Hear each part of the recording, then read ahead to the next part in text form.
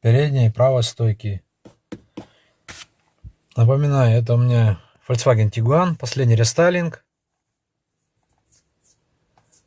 До этого у меня был тоже Tiguan, получается, до рестайлинг. И скрип вот этой панели у меня начался через год, даже больше. Этот автомобиль был приобретен там в конце февраля. И через, я не знаю, через 3 дня начал уже тут, грубо говоря, уже тут что-то скрипеть. Именно в этой накладке. Хотя, когда ставили сигнализацию в салоне, снимали вон ту накладку. Эту никто не трогал. Но именно она издает звуки.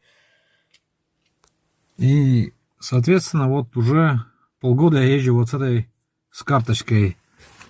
Я сюда